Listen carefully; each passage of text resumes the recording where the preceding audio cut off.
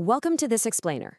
Okay, today we are taking a journey that might literally break your brain, but in the best possible way. We're going to explore a truly mind-bending concept that suggests we might be completely misunderstanding the very fundamental building blocks of reality.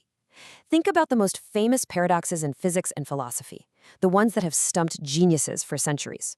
Well, what if they aren't actually contradictions at all? What if they're simply category errors because we've been using the wrong primitives all along? Let's get into it. So let's dive right into this with a massive classic question.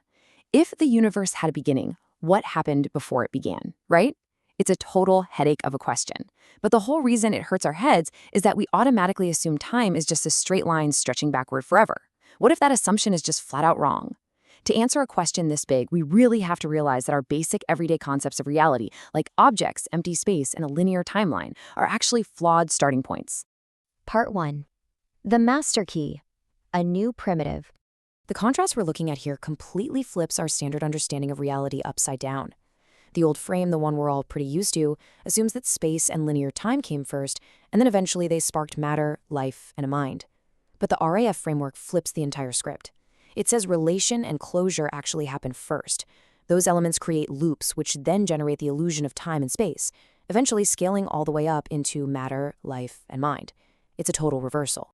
Let's define this really clearly so we have a solid foundation for the paradigm shift we're about to explore. RAF stands for Relational Closure Loops. It's a theoretical framework that dissolves these ancient paradoxes not by forcing an answer, but by treating relations, closures, and loops as the true foundational primitives of reality. Think of it kind of like swapping out the foundational coding language of the universe itself. In this new framework, time and space aren't just the empty stage where reality happens, they're actually the byproducts of something much, much deeper.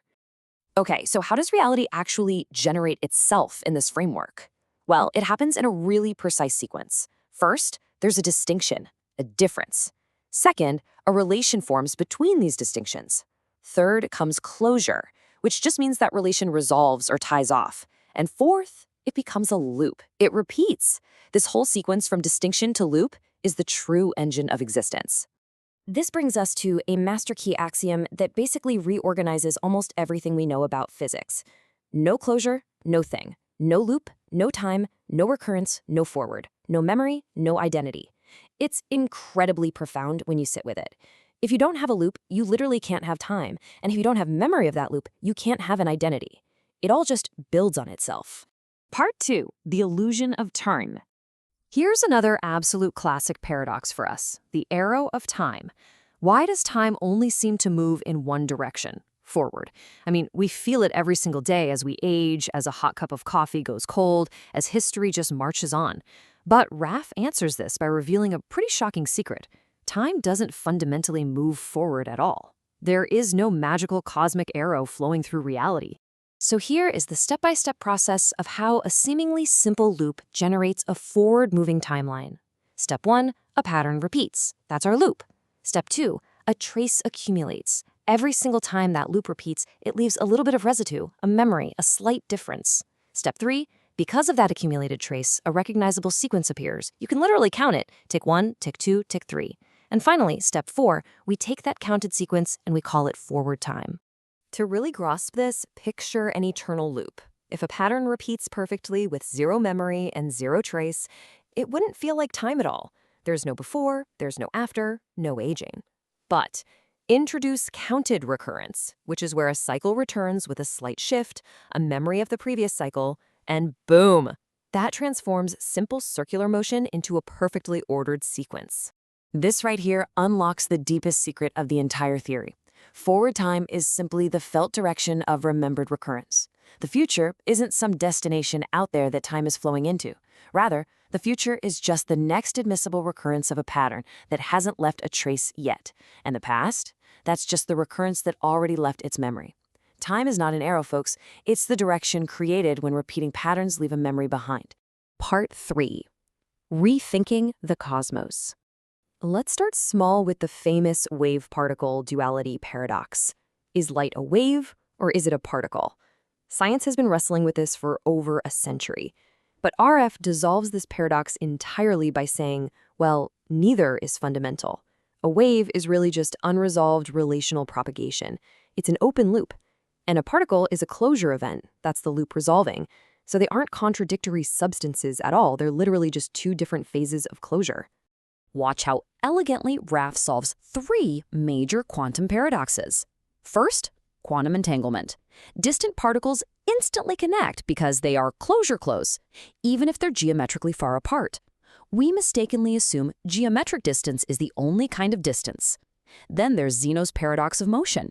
Motion isn't an object jumping across static frames of space. It's actually a dynamic phase update. And the measurement problem? A detector isn't performing magic. It's just a boundary that forces closure. Now, let's zoom all the way out to macrophysics, because the explanatory power of this theory is massive. Gravity? It's not a magical pulling force, it's just the rendered geometry of closure density distortion. Dark matter? Well, it might simply be missing closure accounting, hidden relational structure we can't see, rather than some invisible physical stuff. What about dark energy accelerating the universe? That's global closure relaxation.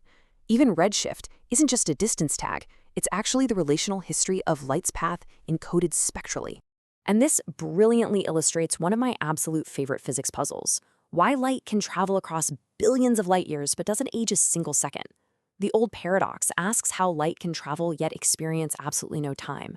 Well, the Raff answer is profoundly simple. A photon has no internal loop to count. Remember our axiom?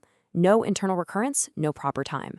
It propagates through space, sure, but without an internal loop ticking away, it literally cannot internally age. Crazy, right? Part 4. Life, Mind, and Freedom. You've probably heard of the ship of Theseus. If you replace every single plank of wood on a ship over time, is it still the same ship? It's the ultimate identity paradox. Applied to us, our bodies replace molecules constantly, so are we the same person? RAF gives us a beautiful answer. Biological identity isn't about keeping the exact same material parts. Identity is the persistence of the closure pattern. You are yourself because your specific, maintained recurrence continues, even as the physical substance swaps out. Which leads us perfectly to the definition of aging. Aging is not simply time passing over you. Life actually generates time through rhythmic recurrence. Think about your heartbeat, your breath, your cell cycles. Aging is simply the degradation of that recurrent closure. It's when those loops start repeating with just a little more noise, a little leakage, a slight delay. Aging isn't the passing of time, it is recurrence losing its fidelity. This completely reframes the magic of biology. Morphogenesis, which is how matter takes physical form, isn't just about DNA. It's patterned energy interpreted through closure memory. DNA is essentially just a grammar. Consciousness happens when recursive closure loops become so incredibly complex that they can actually remember their own self-state. And free will? That's redefined entirely as self-guided closure selection. Let's linger on that idea of free will for a second, because this quote is just incredibly empowering. Freedom is not absence of cause. Freedom is internal participation in constraint selection. Think about that. You're a living system. You aren't completely random, but you aren't mechanically fixed either. You are a self-updating closure loop that actively gets to participate in constraining your own future possibilities. So as we wrap up this explainer, here is the core takeaway I really want you to remember. All those ancient, head-scratching paradoxes, Zeno's motion, the arrow of time, wave-particle duality, consciousness, they are not contradictions. They only looked like contradictions because we treated time, space, and matter as the foundational starting points. Once you replace those primitives with relation, closure, and loops, every single one of these mysteries reveals itself to be a different expression of the exact same underlying principle. Which leaves us with one final profound thought to send you off with. If time is just counted loop recurrence, if space is just rendered relation, and if matter is just stable closure, if all the physical universe is just the rendered shadows of looping relations, what does that make you? Keep that in mind next time you check your watch. Thanks for joining me on this explainer and keep learning.